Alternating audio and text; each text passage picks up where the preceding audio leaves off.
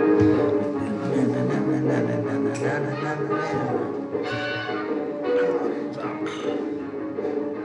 this is Batman. Batman.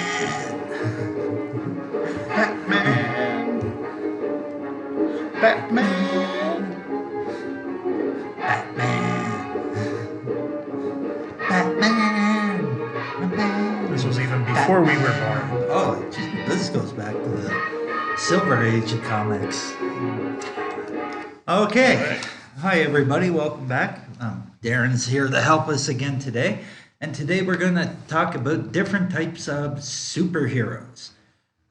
This is a very long list, so we're going to do it over several lessons. Today, we'll start with the aerobatic. Acrobatic superhero. Okay?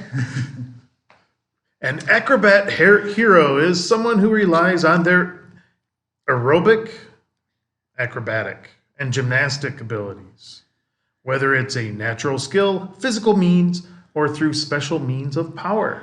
Okay, some examples we have here is Black Widow, Hawkman, and Nova.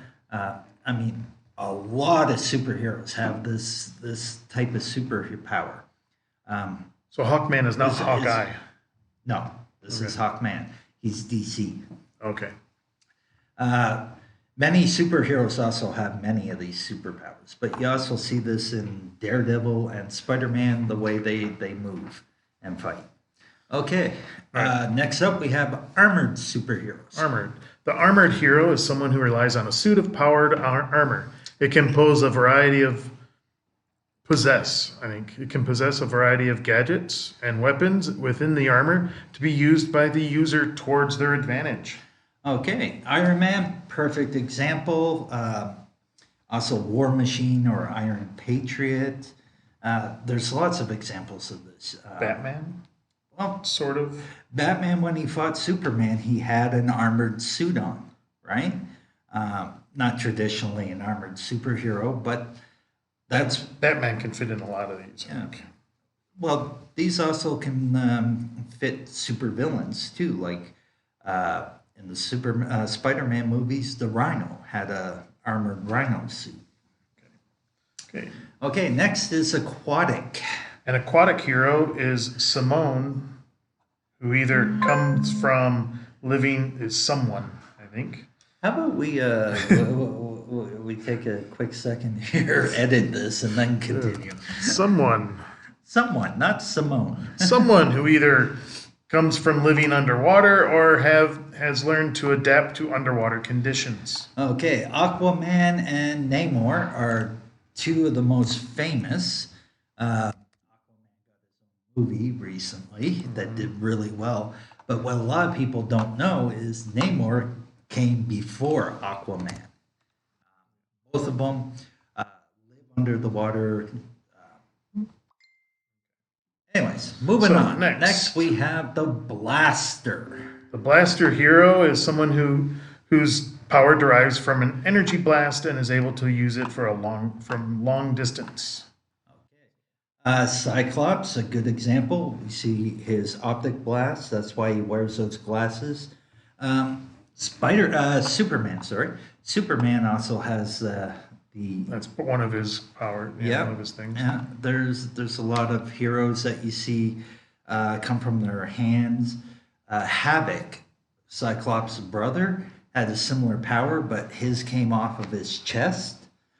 Okay. And they literally blast some kind of energy ray at people. Next, an elementalist. tank. Oh, sorry, tank. Tank. Sorry, a tank. A tank hero is someone who has a degree of strength and endurance. For male tankers, they usually have an oversized muscular body. For example, the Hulk. He's the most famous tank of all. And the reason why they're called a tank is if you look at a tank, they're like massive, heavy things that are indestructible almost. That's why you see the Hulk. He's big, he's hulking.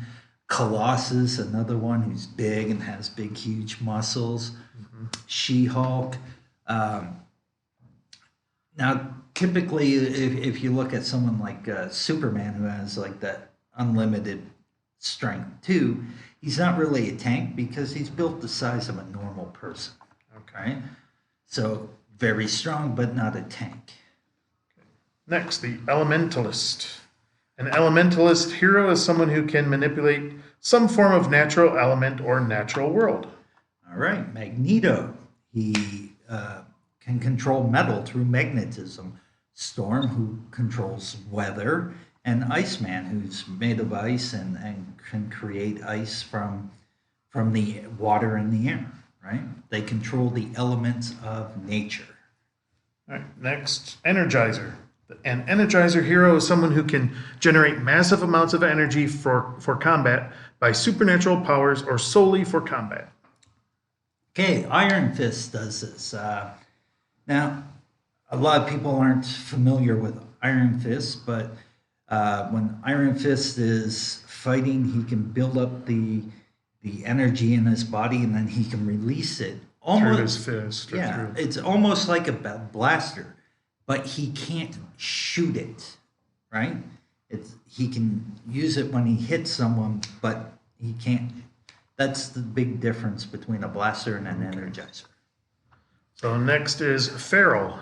A feral hero is someone who obtains their abilities from a bestial nature. Their powers could manifest itself partially, fully, or through therianthropic dual natures. Such abilities may consist of strength, speed, stamina, agility, reflexes, healing, etc., as well as heightened physical senses, fangs, and claws. Another common trait for a feral hero is a sense of self-hatred of their bestial nature. Okay, let's simplify this. Look at the examples: Wolverine and Beast. Feral basically means they have like an animal instinct, and this is an animal abilities, and this is part of their super. Among other part, they might have other things too, but Well, that's yeah, part Beast of their. is all hairy like an animal, but he has like the strength and stuff. One thing that really stands out is when they get kind of angry or when they're in fights, they kind of act more like an animal than someone who's a trained fighter. Next is the Gadgeteer. A Gadgeteer hero is someone who uses weapons and equipment towards their advantage. Okay, prime example, Batman. Okay. Everybody knows Batman's utility belt. He's got all these gadgets to help him in different situations. Even this cape is kind of a gadget because if he's caught in fire, it protects him from fire, right?